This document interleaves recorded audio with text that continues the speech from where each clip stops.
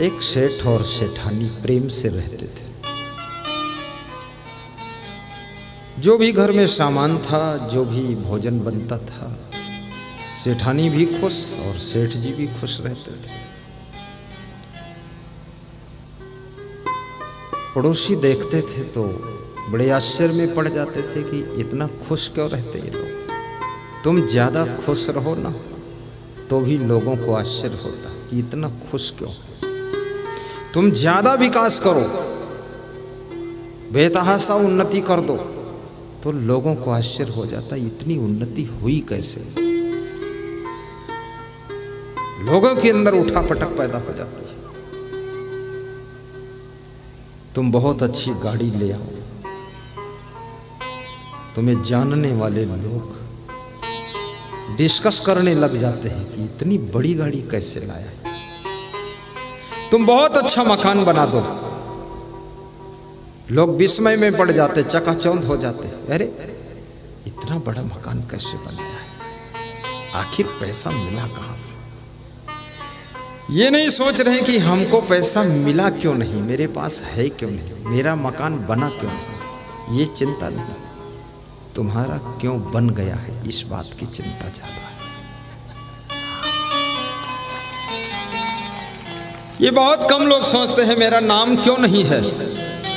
लोग ये सोचते हैं अरे उसका नाम इतना क्यों हो रहा है। और फिर लोग क्या करते हैं, तुम्हारा नाम मिटाने के लिए मेहनत शुरू कर देते हैं। अपना नाम पैदा हो इसके लिए मेहनत नहीं करते, और दूसरे का जो नाम मिटाने की कोशिश करता है वो स्वयं मिट जाता है, स्वयं मिट जाता है। जो दूसरों से ईर्ष्या करता है, जलन करता है, उसकी उन्नति और उसका विकास जलकर राख हो जाता है, जलकर राख हो जाता है। धनवान की निंदा करने वाले हमेशा धनहीन रहा करते हैं, विद्वान की निंदा करने वाले मूर्ख रहा करते हैं। याद रखना, सुखी लोगों की निंदा करने वाले लोग हमेशा दुख में डूबे रहा करते हैं। खूब निंदा करो, निंदा का फल मिलेगा। खिचड़ी पकाते रहो, चकई के चकधुम, मके के लावा, तिकड़ी के तिकड़म बनाते रहो।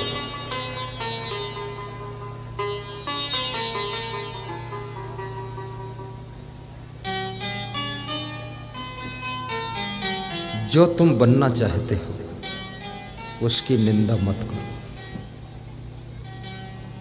अगर तुम धनवान बनना चाहते हो तो धनवानों को थोड़ा धन्यवाद दो। विद्वान बनना चाहते हो, विद्वानों का आदर करना सीखो। साधु बनना चाहते हो तो साधुओं का सम्मान करो। और यदि आमोद झा जैसे भक्त बनना चाहते हो तो आमोद झा से थोड़ा प्रेम करो, नफरत नहीं। बहुत प्रेम है इनका। आज मैं इनका घर वर सब देखा ना तो मुझे सुदामा की भी याद आ गई। उनको ये परवाह नहीं है कि मेरे पास बहुत अच्छा घर है कि नहीं। उनको ये परवाह है गुरुदेव आएंगे कि नहीं आएंगे, ये परवाह है। उनको ये भी परवाह नहीं है कि कोई वाह वाह करेगा कि नहीं, वाह वाह की भी परवाह नहीं है।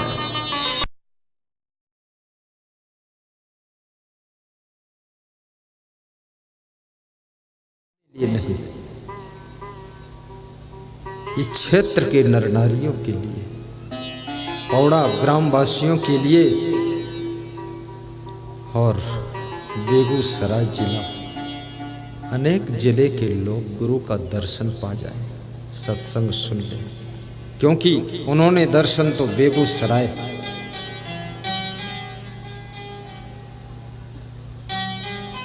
में जो सत्संग हुआ था, सनहोला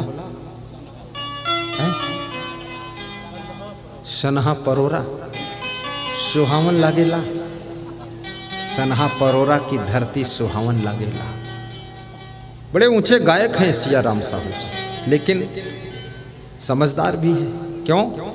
समझ गए टाइम है ही नहीं, गाना बजाना मत करो। कई लोगों की इच्छा थी, एक प्रोफेसर आए हैं, विकलांग है, दिव्यांग है, कुछ बोलना चाहते थे, मन मार के रह गए कि अब कल ही टाइम मिलेगा। वो सीता माता जी को थोड़ा टाइम दिया, वो बोलना नहीं चाहती थी, वो भी समझती थी टाइम नहीं। पर मैंने कहा 1 मिनट, मैंने कहा इतना बोल दो, श्रोताओं को धन्यवाद, गुरु जी को धन्यवाद, बोल दो गुरु जी से निवेदन, कथा शुरू कर दो।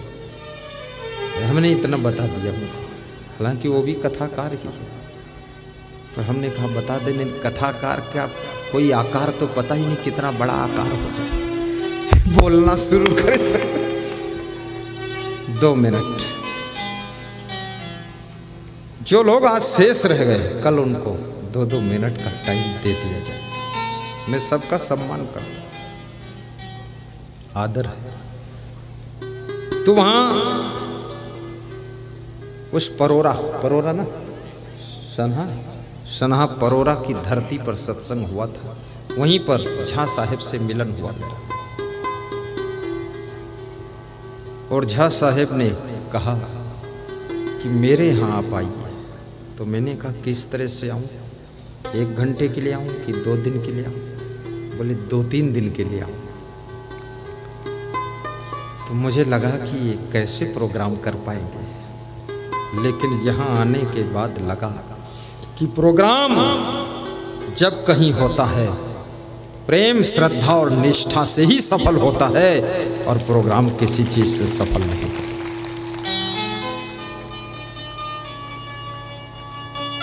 साहिब बंधु साहिब, क्या बात है, कोई बोल रहा है टू, यही साउंड बोल रहा है। ये भी दुखी है कि मुझे बोलने कभी नहीं मिलता, रोज गुरु जी बोलते हैं, आज वो भी बोल रहा है। आज जिसको बोलने न, जिस स्त्री को बोलने को घर में न मिले वो दुखी हो जाती है। इसलिए जितनी स्त्रियां हैं, जब पति भोजन खाने बैठता है ना, पूरा बोल देती है कि अब जाएगा कहाँ ये हट के।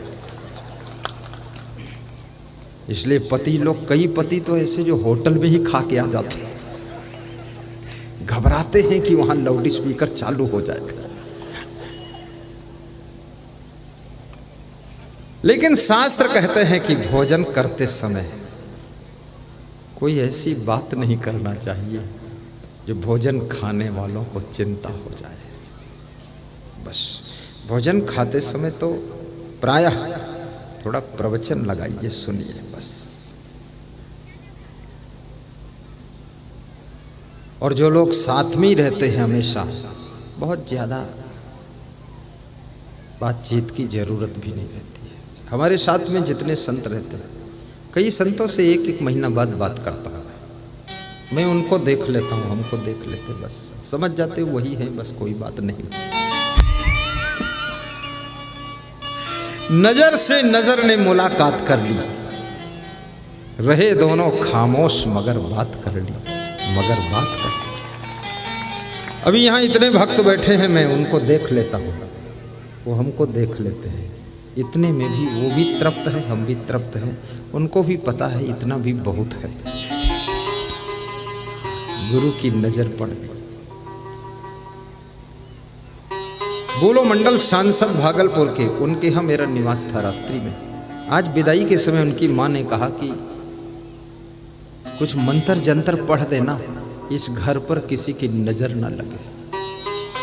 मैंने कहा अभी पढ़ दूं कि जलते समय पढ़ूं? बोले चलते समय पढ़ो, साथ में सब लिए जाओ अला बला। हमने कहा फिर कहाँ छोड़ दूं? बोले उधर कहीं छोड़ देना। हमने कहा दूसरे घर में घुस जाए तो वो जाने, हमसे क्या मतलब। अला बला, बहुत लोगों में भ्रांति है, अला बला। अरे जिंदगी जीने की कला जिसको आ गई है, उसके घर में कोई अला बला का प्रभाव रह ही नहीं जाता। जीवन जीने की कला सीखो। साहिब बंदगी जय श्री राम। श्री कृष्ण कहते हैं अर्जुन, हाँ एक सेठ की कथा में सुना रहा था। सेठ की कथा थी ना, बोलो हरिओम तत्सत। जम्बू द्वीपे भारत खंडे आर्यावर्ती बिहार मध्य एक सेठ और सेठानी दोनों प्रेम से रहते थे। जहाँ प्रेम होता है वहीं सुख होता है। किसी के घर में सुख नहीं है, गाड़ी में सुख नहीं है, साड़ी में सुख नहीं है, गोतनी गोतना में भी सुख नहीं है। सुख अगर कहीं है तो प्रेम में है। और जिस समय तुम किसी को प्रेम करते हो तुम भी सुखी हो जाते हो, और जिससे प्रेम करते हो वो भी प्रसन्न और सुखी हो जाता है। आप कुत्ते को देख लो, कुत्ता जब तुमको प्रेम करता है इतना खुश होता है, इतना सुखी दिखता है। पहचान ज्यादा है कि नहीं कुछ पता नहीं कुत्ते को, लेकिन तुम अगर उसे पसंद आ गए तो तुम्हारे पैर चाट लेता है कि मालिक धन्य हो, और पसंद नहीं आए तो तुम्हारे पैर में थोड़ा काट लेता है। लेकिन जिस समय कुत्ता काटता है उस समय उसके अंदर प्रेम नहीं होता, क्रोध होता है। और जिस समय कुत्ता तुम्हें चाटता है कुत्ते में प्रेम भरा होता है। पूंछ हिलाता है, कान हिलाता है, उसका चेहरा बड़ा खुश दिखता है। इसलिए सुख चाहते हो प्रेम से जीना सीखो। प्रेम से जीना सीखना चाहते हो तो क्या करना पड़ेगा? समझदार बनो। नासमझ व्यक्ति कभी प्रेम से नहीं रह सकता है। समझदारी, विवेक को जागृत करो। और धन दौलत संपदा कमाने के साथ साथ सद्गुणों की संपदा भी कमाओ। तुम्हारे अंदर सद्गुण आने चाहिए। सद्गुण प्रेम को जन्म देते हैं, प्रेम की रक्षा करते हैं। दुर्गुण प्रेम को नष्ट कर देते हैं। जहां जहां दुर्गुण पनपते हैं वहां वहां प्रेम घटना शुरू हो जाता है। आपके बेटे में अगर दुर्गुण बढ़ रहे हैं तो माँ बाप का प्रेम बेटे से कम होना शुरू हो जाएगा, घटने लगेगा। और यदि बेटे में और पुतोहू में अच्छे अच्छे गुण बढ़ते चले जा रहे हैं तो माँ बाप का प्रेम भी उनके प्रति बढ़ने लग जाए। तुम यदि किसी के प्रेम को चाहते हो कि लोग हमसे प्रेम करें, तुम गुणवान बनो। शक्कर में मिठास है, चींटियां अपने आप उसके पास आती है। नमक में मिठास नहीं है, नमक बुलाता है फिर भी एक चींटी नहीं आती है। याद रखना, जहां गुण है वहां पर प्रेम अपने आप पैदा होता है और प्रेमी वहां इकट्ठे हो जाते हैं। गुणवान बनो। धनवान बनोगे तो सुविधा प्राप्त होगी, सामान प्राप्त होगा। गुणवान बनोगे प्रेम पैदा होगा। जहां प्रेम पैदा होगा वहां सुख पैदा होगा। और चरित्रवान बनोगे तो सम्मान प्राप्त होगा। विवेकवान बनोगे तो सुख प्राप्त होगा। विचारवान बनोगे तो सफलता प्राप्त होगी। विद्वान बनोगे तो योग्यता प्राप्त होगी और आपको विशेष स्थान प्राप्त होगा। महान बनोगे तुम्हारे प्रति लोगों की श्रद्धा बढ़ेगी।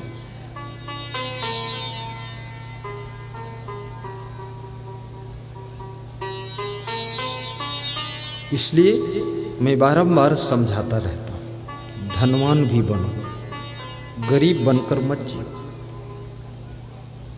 गुरु से आशीर्वाद मांगो कि मुझे धनवान भी बनाओ, विद्वान भी बना दो। स्वामी विवेकानंद काली देवी के मंदिर में जब परमहंस रामकृष्ण की आज्ञा से जाते, नमस्कार करते हैं देवी को, रामकृष्ण परमहंस कहते हैं, हे विवेकानंद, जाओ देवी से आशीर्वाद मांग लो। तो उन्होंने बाहर मंदिर के बाहर से सोच कर गए थे, धन मांगूंगा, दौलत मांगूंगा, मकान मांगूंगा, लेकिन जब अंदर गए बुद्धि बदल गई। क्या मांगा? हे देवी, मुझे ज्ञान दो, भक्ति दो, वैराग्य दो, ब्रह्मचर्य दो, मुझे महान बना दो, गुणवान बना दो। जब निकल कर बाहर आए, रामकृष्ण परमहंस ने कहा, क्या मांगा? बोले, इरादा तो कुछ और मांगने का था, लेकिन अंदर जाकर बुद्धि बदल गई, क्या करूं? क्या मांगा? बोले, बस ये मांगा कि मुझे गुणवान बना दो।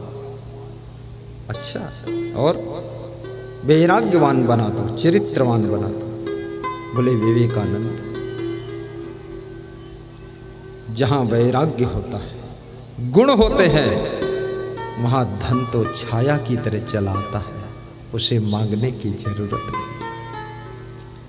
और जहां चरित्र होता है, वहां सम्मान तो अपने आप खिंच के आता है। तुमने बहुत अच्छा मांगा। अरे बोले, मैंने ये भी मांग लिया कि मुझे वैराग्यवान बना दो। मैं साधु नहीं बनना चाहता, पर मांग लिया तो क्या करूं? साधु और गृहस्थ दो ही रास्ता है, लेकिन ज्यादातर लोग गृहस्थ आश्रम में प्रवेश करते हैं। संत कोई बिरले बनता है, और संत बनना सुखदाई है, लेकिन संत जीवन में मन को पूरा पूरा कंट्रोल करना पड़ता है। ये केवल मन का खेल है और कुछ नहीं। मन को बस में करना। बस में क्या करना है? बस मन की चंचलता को समाप्त करना है। और जिसका मन बस में हो गया, चाहे किसी तरफ चला जाए, सुख ही सुख है, शांति ही शांति है। चाणक्य नीतिकार कहते हैं, मनयो मनुष्याणाम कारणम बंध मोक्ष, बंधाय विषया संगो मुक्तो निर्विषयम मना। मन का विषयों में आसक्त होना बंधन है, और मन का विषयों से उन्मुक्त होना ये मोक्ष है। सारा खेल तो मन का है। तो एक सेठ और सेठानी दोनों प्रेम से रहते थे। कभी लड़ाई नहीं होती थी आपस में, कलह कलेश नहीं होता था। धन्य है वो गृहस्थ आश्रम जिसमें पति पत्नी, भाई भाई, गुतनी गुतनी, पिता पुत्र परस्पर प्रेम से रहते हैं, कभी लड़ते नहीं। मधुमक्खियों से परस्पर प्रेम से रहना सीखो, चींटियों से मिलजुल कर काम करना सीखो, भंवरों से फूल की खुशबू लेना सीखो। भंवरा फूल को छितर वितर नहीं करता, बस बड़ी सावधानी से खुशबू लेता है। और गुरु से भक्ति प्राप्त करना सीखो। सारा संसार सिखा रहा है। एक दिन सेठानी ऑटोमेटिक बहुत नाराज बैठी थी। कौन व्यक्ति कब नाराज हो जाए कुछ पता नहीं। सुबह जो बहुत राजी है, शाम को बहुत नाराज हो सकता है। कौन व्यक्ति कब रूठ जाए, कब तुमसे टूट जाए, कब बैठे बैठे उठ जाए, कुछ पता नहीं है। मनुष्य बड़ा विचित्र प्राणी है। सेठ जी घर में प्रवेश करते देखते हैं सेठानी कुछ नाराज सी दिख रही है। और मनुष्य के अंदर जब कोई भी भाव बदलता है तो चेहरे पर उसकी भंगिमा बदलती है। इसलिए कहते हैं ना भाव भंगिमा। तुम्हारे भाव के अनुसार तुम्हारे मुखमंडल पर भंगिमा बनती है। छिपाना बड़ा कठिन हो जाता है। तुम दुखी हो तो चेहरा दुखी जैसा दिख जाएगा। तुम खुश हो तो चेहरा गुलाब के फूल जैसा खिला हुआ दिखेगा। तुम थोड़ा असमंजस में हो तो चेहरे पर असमंजस की रेखाएं झलकेंगी। और तुम प्रसन्न हो तो आपके मुखमंडल पर प्रसन्नता जाहिर होने लगेगी। और तुम चिंतित हो तो आपका चेहरा चिंता का दर्शन कराएगा। इसलिए इंग्लिश में एक कहावत है, face is the index of all. चेहरा तुम्हारे अंदर क्या है उसको दर्शाता है। और चेहरे को पढ़ना आ जाए तो आगे बढ़ना आ जाएगा। एक दुकानदार, कुशल दुकानदार, सफल दुकानदार ग्राहक के भावों को पढ़ता है। एक कुशल वक्ता श्रोताओं के भावों को पढ़ता है। एक कुशल पत्नी अपने पति के भावों को रीडिंग करती है। एक कुशल पति अपने पत्नी के भावों को रीडिंग करता है। और जो एक सफल शिष्य अपने गुरु के भावों को रीडिंग कर लेता है। किताब पढ़ना आसान है, लेकिन किसी के मुखमंडल को देख करके उसके अंदर क्या है, वो क्या चाहता है, क्या नहीं चाहता है, इसके अंदर अंदर क्या हो रहा है, इसको रीडिंग करना, ये शास्त्र पढ़ना बहुत कठिन है। आपके चेहरे के शास्त्र को जो पढ़ना सीख जाता है वो जीवन में सफलता जरूर प्राप्त करता है। इसलिए भगवान के बारे में बताया गया कि सो तुम जानहु अंतर्यामी पूर्वहु मोर मनोरथ स्वामी। अंतर्यामी का मतलब क्या है? वो आपके अंदर क्या है वो जान जाते थे। सीता जी भी अंतर्यामी थी। भगवान राम ने सीता जी से ना पैसे मांगे ना अंगूठी मांगी, लेकिन सीता जी राम जी को देखकर समझ गई कि मेरे पति संकोच में हैं, कुछ उतराई देना चाहते हैं पर कुछ है नहीं, तो मैं अंगूठी दे देती। तुरंत अंगूठी दे दी। ये कहानी बहुत सी महिलाओं ने भी सुना है, पुरुषों ने सुना है, लेकिन सीता जैसी समझदार पत्नी बहुत कम पतियों को मिलती है। कितने पति तो अपनी पत्नी से 10 रुपये मांगते तो 10 रुपये भी नहीं देती, बोलती नहीं मिलेंगे, तुम जानो, तुम्हारा काम जानो। लेकिन सीता जी अपने आप समझ जाती है।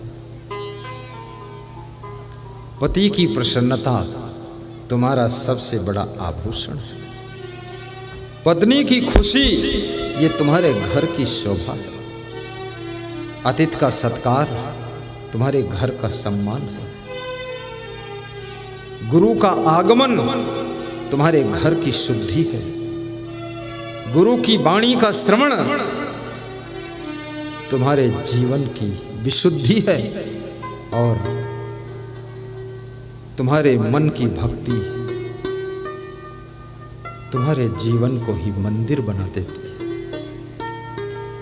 तो सेठानी को थोड़ा नाराज देख करके सेठ ने पूछा, तो सेठानी ने क्या कहा? मुझे और कोई नाराजी नहीं।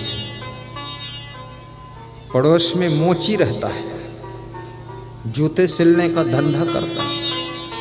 आज मैं छत पे गई थी तो मोची के घर में देसी घी में हलवा तला जा रहा है। तो मुझे दुख हुआ कि मेरा पति इतना धनवान है, फिर भी खिचड़ा खिचड़ा खाते रहो बस। कभी देसी घी में हलवा भी तो बनना चाहिए। जात का मोची, जूता सिलने का धंधा, देसी घी में हलवा तल तल कर खाता है। तो मुझे आपके ऊपर गुस्सा आया कि मेरा पति बहुत कंजूस है, मेरे घर में भी देसी घी में हलवा बनना चाहिए। बल्कि स्वास्थ्य के लिए तो खिचड़ा ही फायदेमंद है। जब तुम्हारे पेट में भयंकर गड़बड़ी होती है, हर डॉक्टर हर वैद्य यही बताता है, खिचड़ा और बिना मलाई वाला दही खाइए, 21 दिन तक पेट के सारे रोग खत्म हो जाएंगे। खिचड़ा कोई बहुत बेइज्जती की चीज़ नहीं है, खिचड़ा बहुत फायदा करता है। लेकिन खिचड़ा कोई खिला दे तो लोग समझते हैं हमारी बेइज्जती किया है, और जलेबी खिला दे, आहा क्या पूछना है, लोग बड़े खुश होते हैं, भाई गरम गरम जलेबी खिलाया था। लेकिन ज़्यादा जलेबी खाओगे तो क्या होगा जानते हैं? शुगर की बीमारी हो सकती है। शुगर फैक्ट्री तो नहीं लगेगी, लेकिन शरीर में शुगर की बीमारी हो जाएगी बहुत। इसलिए खिचड़ी भी कभी कभी खाना चाहिए। खिचड़ा बोलते तुम? खिचड़ी खिचड़ी? अच्छा, वो मध्य प्रदेश में खिचड़ा बोलते हैं, मैं वहाँ की भाषा बोल गया यहाँ, खिचड़ी। और निवेदन करूँगा, भोजन जितना सादा होगा स्वास्थ्य उतना अच्छा रहेगा। भोजन में जितना तेल घी शक्कर बहुत होगा आपका स्वास्थ्य उतना अच्छा नहीं रहेगा, क्योंकि ये चीज़ें हजम होने में हार्ड होती है। इनको हजम करने के लिए आंतों को बहुत मेहनत करना पड़ता है। और खिचड़ी तो ऐसी चीज़ है जो आधी खिचड़ी तो बनाने वाले पात्र में ही हजम हो जाती है, आधी तुम्हारे पेट में हजम हो जाती है। तो सेठानी असंतुष्ट हो गई। सेठ ने बहुत अच्छी बात कही। सेठ होशियार था, होशियार होता वही तो सेठ बनेगा, बुद्धू आदमी सेठ थोड़े बन सकते। बुझिए बोले सेठ बनना बहुत बुद्धिमान का काम है।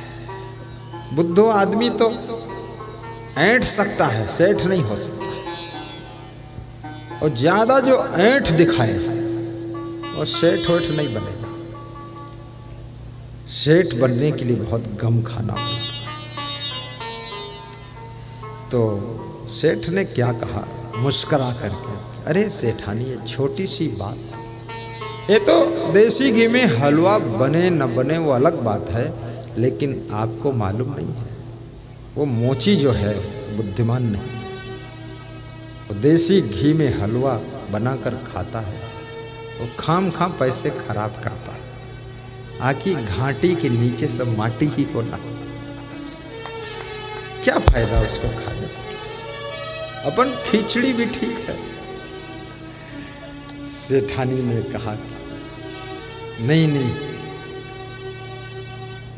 ये बहुत बड़ा अपमान है, इतना गरीब आदमी हो देसी घी में हलवा खाए और हम इतने अमीर हैं, हमारे घर में भी बनना चाहिए। तो सेठ ने कहा मैं ऐसा मंत्र मारूंगा अब उस मोची के घर में भी हलवा कभी नहीं बनेगा। कैसे? बोले देखना। सेठ रात में छत पे चढ़ा और 1 फीट की लकड़ी लिया पतली, उसमें 100 का नोट लपेटा, धागे से बांधा और मोची के आंगन में फेंक दिया छत से। 4 बजे सुबह और नीचे आकर के अपना सेठ काम में लग गया। मोची उठा, मोची ने उठी, सफाई चल रही थी, उस 100 का नोट मिला लकड़ी में लपेटा हुआ। तो मोची की पत्नी मोचिन बड़ी खुश हुई, बोले यार भगवान जब देता है तो छप्पर फाड़ कर देता है। देखो 100 का नोट ऊपर से गिरा है, भगवान ने दिया है। जब तुम किसी को कुछ देते हो तो तुम भगवान की डिग्री प्राप्त कर लेते हो, और जब किसी का कुछ छीन लेते हो तो तुम चोर और बदमाश की डिग्री प्राप्त कर लेते हो। देना भगवान का स्वभाव है, कभी भी इसलिए दाता बन करके जियो। और देने वाले के पास में ये प्रकृति कभी कुछ कम नहीं होने देती है। ये कुदरत उसको देना शुरू कर देती है। कुदरत समझ जाती है ये बांट रहा है, दे रहा है, ये दान कर रहा, पुण्य कर रहा है, अब इसको सहयोग करना चाहिए। इसके हाथों से बहुत बड़ा पुण्य हो रहा है। मोची की पत्नी सोचती है भगवान जब देता है तो छप्पर फाड़ कर देता है। एक छोटी कड़ी गाता हूं मैं, बड़ी अच्छी कड़ी है। छप्पर को फाड़ देते प्रभु बात सही है, भगवान के घर देर है अंधेर नहीं है, अंधेर नहीं है, भगवान के घर देर है अंधेर नहीं है, अंधेर नहीं है। छप्पर को फाड़ देते प्रभु बात सही है, छप्पर को फाड़ देते प्रभु बात सही है, भगवान के घर देर है अंधेर नहीं है, अंधेर नहीं है, भगवान के घर देर है अंधेर नहीं है, अंधेर नहीं है, भगवान के घर देर है अंधेर नहीं है, अंधेर नहीं है। कर्मानुसार फल तो सभी मिलता यही है। दोहराओ, तुम भी गाओ, ताली बजाओ, मस्त हो जाओ, फल यही मिलने वाला है। यही क्या मतलब अभी अभी अभी नहीं, थोड़ा टाइम लगेगा।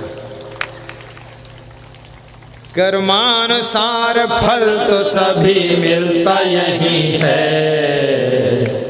भगवान के घर देर है अंधेर नहीं है, अंधेर नहीं है, भगवान के घर देर है अंधेर नहीं है, अंधेर नहीं है, भगवान के घर देर है अंधेर नहीं है, अंधेर नहीं है। और गाओ, तुम गाओ हम पानी पिए। गाओ, चुपचाप बैठे रहोगे सुनसान अच्छा लगेगा? इज्जत का भी तो सवाल है, गाते रहो। कर्मानुसार फल तो सभी मिलता यही है, भगवान के घर देर है अंधेर नहीं है, अंधेर नहीं है, भगवान के घर देर है अंधेर नहीं है, अंधेर नहीं है। कर्मानुसार फल तो सभी मिलता यही है, मिलता यही है, मिलता यही है। बोलिए सद्गुरु भगवान की जय। मोची की पत्नी ने अपने पति को बुलाया कि आओ आओ आओ, देखो भगवान ने आकाश से 100 का नोट डाला। पति भी खुश हो गया, गदगद हो गया। और किसी के हिम्मत नहीं की जाए वहां बता दे कि ये टू बोल रहा है। कौन जाए, डिस्टर्ब होगा ना, सब अपना सुन रहे हैं। ये भी कुछ नाराज है, ये मोचिन है, मोची की पत्नी टो करता रहता, कभी नहीं किया था, आज पहली बार कर रहा है। हाँ, वो लटक रहा है। हाँ बस बंद ही हो जाएगा, बंद तो नहीं होगा, देख लेना बंद ना हो जाए। जो भगवान के करते रहे वो साउंड बजता नहीं है।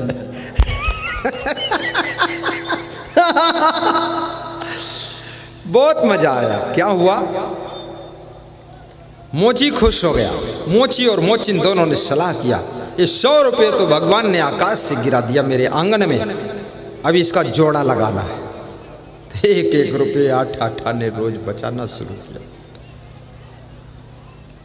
3 महीने तक हलवा की खुशबू नहीं आई। सेठानी से सेठ ने पूछा, अब हलवा की खुशबू आ रही है? पिछवाड़े मोची के घर से बोले, कुछ नहीं। सेठानी ने पूछा, हुआ क्या? तो सेठ बोला, क्या हुआ? नहीं बना हलवा? अब क्या हुआ? हाय बुआ, गुरुजी की दुआ, अब कभी नहीं बनेगा हलवा। क्यों, क्या हुआ? तो सेठ ने कहा, जो बीमारी मेरे लगी थी ना लोभ की, वही उसको लगा थी, लालच। लोभ पाप का बाप है, और ये पाप का बाप आकर जिसके सिर पर बैठ जाता है